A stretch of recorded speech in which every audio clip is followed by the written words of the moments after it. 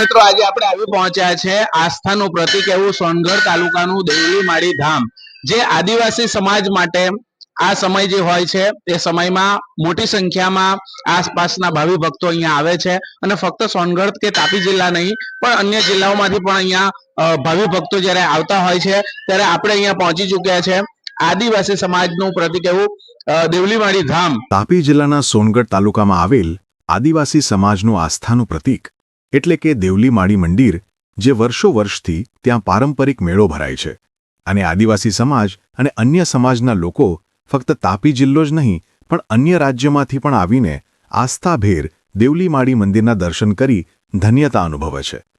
એવા સમયમાં કોરોના કાળ પછી પહેલીવાર આ વર્ષે મોટી સંખ્યામાં ભાવિ ભક્તો ઉમટી પડ્યા અને સોંગાડિયા પાર્ટીની સાથે ચગડોળ અને અન્ય રાઇડ્સ, ખાણીપીણીના સ્ટોલ, રમકડાની દુકાનો સાથે જાત્રાની મજા માણી. ત્યારે આવું સાંભળ્યું, શું કહ્યું માજી મંત્રીશ્રીએ? તો આજે આપણે આવી ચૂક્યા છે દેવલી માળી ધામ ખાતે અને જેની શરૂઆત, જેને વિકાસના પંથે લઈ જનાર આપણા માજી આદિજાતિ વિકાસ મંત્રી શ્રી એવા કાંતિભાઈ ગામિત આપણી સાથે જોડાયા છે. સીધા આપણે એમની સાથે વાત કરીશું. સાહેબ, શરૂઆત આપે કરી હતી, એક શરૂઆત જે થઈ છે આ ધામને એક વિકાસના પંથે લઈ જનાર ને આ મુકામે પહોંચાડનાર આપ છો. જ્યારે આજે ઘણા સમયથી બંધ હતું ને ફરી એકવાર આ જાત્રા શરૂ થઈ છે, એના માટે શું કહેશો? જય દેવલી માળી. વર્ષોથી દેવલી માળી તો હતા જ. અમારા આદિ અનાદિથી અમારા વડવાઓએ અહીંયા પૂજા વિધિ પણ થતી હતી, પણ આપ જેમ કેવું છે એમ ડેવલપિંગ જ્યારે આગાડી મેળો પણ ભરાતો હતો, પણ અમુક તત્વોના લીધે મેળામાં તોફાન થવાથી બંધ થઈ ગયેલું. તો જ્યારે અમે લોકોએ અમને એવું પણ જાણવા મળેલું કે આજુબાજુના વિસ્તારવાળા, મારા ગામવાળા, એવા બધાની જો વાત મળી, ત્યાર પછી અમે લોકોએ વિચાર્યું આ બધું મારા ટ્રસ્ટીને ખભે ખભા મિલાવીને આજે અમે બીડું ઝડપ્યું. 2007ની અંદર હું જ્યારે એમએલએ બન્યો ત્યારે અહીંયા આવીને મેં ગામ લોકોને, આગેવાનોને કીધું કે મારે મંદિર બનાવવું છે. તો ઘણા લોકોએ કીધું બી કે એમ કે કેવી રીતે બનશે, મૂકું ગમે તેમ કરી પ્રેમથી એ કરશું, નહીં તો ગમે તેમ પણ મંદિર બનાવવું છે. ને 2007થી ચાલુ થયું તો 2009ની અંદર અમે આ મેળાનો પછી મેળો બંધ થયેલો હતો. તો આ વિસ્તારની અંદર માતાજીનો ડેવલપ કેવી રીતે થાય, તો તમામ જવાબદારી મેં કીધું આપણે ટ્રસ્ટીએ બધાએ લેવું પડે. અને ત્યારથી આજે સાહેબ અમને કહેતા આનંદ થાય કે ગઈકાલનો મેળો પોલીસ વાળા માટે પણ આગ્રહ હતો, અમારા માટે પણ આગ્રહ હતો. એટલી સંખ્યા, જ્યાં મહારાષ્ટ્ર, નાસિક, એ લોકોને બી પૂછ્યું અમે, મહારાષ્ટ્ર, નાસિકથી પણ રાત્રે આખી રાત રોકાયા. લોહી સંગાડિયા પાર્ટી હતી, ખૂબ સુંદર. એ લોકોને અમે કીધું ધાર્મિકતાની વાત કરજો, કારણ કે મા બાપ વિશે કે માતા વિશે તમે બધું જાણ કરજો, કે જેથી કરીને અમારી પ્રજાને એનો અનુભવ થાય, જાણકારી મળે. એવું ખૂબ સારી રીતે થયું. ને માતાજીના અત્યારે તો દિન પ્રતિદિન શ્રદ્ધાઓને આ વિસ્તારમાં આમ જોઈએ તો ખૂબ જ મિશનરીઓ પણ છે, પણ છતાં અમે એ કીધું તો હવે એ લોકોને લાગે છે કે આ લોકો વધારે દેખાય.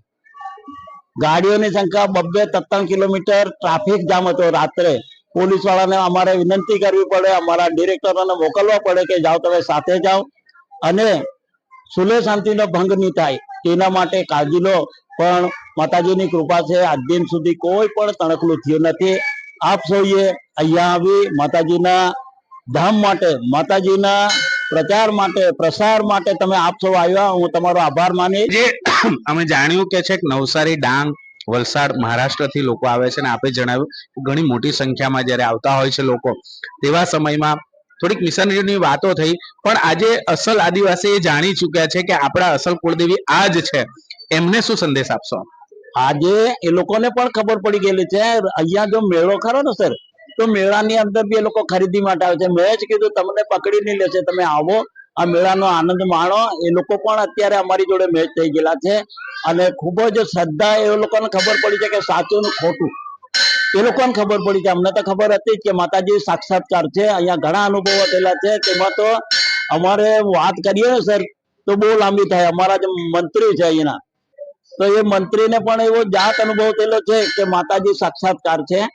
એમ કરીને માતાજી પર ખૂબ લોકોને શ્રદ્ધા છે આજે. અને એટલા બધા સર લોકો આવે, અમને જ આનંદ થાય કે અમને આખી નાઈટ કાઢીએ તો એ દિવસના પણ ઊંઘ નથી લાગતી, ખાવાનું પણ નહીં. પણ ખૂબ સારા દાતાઓ બી છે અને આ દરરોજનો ભંડારો ચાલે છે.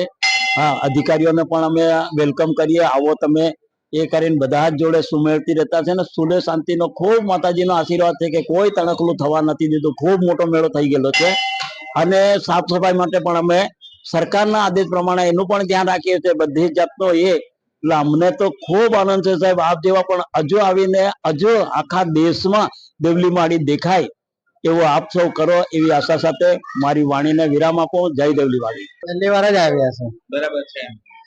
શું માનો છો આદિવાસી સમાજ માટે? બહુ મસ્ત મંદિર છે. પહેલી વાર આવ્યા છો. એક આપણી સાથે મહિલા પણ જોડાય છે, એમની સાથે પણ વાત કરીશું. શું નામ છે આપનું? મોનાબેન. અને પહેલી વાર આવ્યા છો આપ? હા, પહેલી વાર. બરાબર છે. અને શું અનુભવો છો અહીંયા આવ્યા પછી? ફર્સ્ટ ટાઈમ આવ્યા છે. એક વડીલ છે આપણી જોડે, એમની સાથે વાત કરીશું. આપ પણ નવસારી જિલ્લાથી આવો છો? હા, પાલગોબરથી આવું છું, આસ્था તાલુકા. જી જી. આસ્થાનું પ્રતિક અહીંયા દેવલી માળીનો જળવાઈ રહી એ હેતુથી અમને પૂર્વ આગ્રહ છે. બિલકુલ. એક પ્રકૃતિની વચ્ચે છે આપણું, પ્રકૃતિની વચ્ચે છે અને એક એવી જગ્યા છે સંસ્કૃતિ એમની જળવાઈ રહેવી જોઈએ સદા માટે.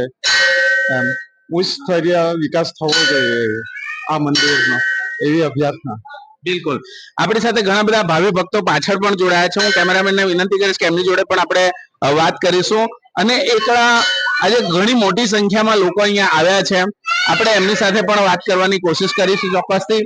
યુવાનો સાથે વાત કરીશું. આપણી જોડે એક વડીલ જોડાયા છે, એમની સાથે વાત કરીશું. આપ ક્યાંથી આવ્યા છો? બંદરપાડા. બંદરપાડાથી આવ્યા છો.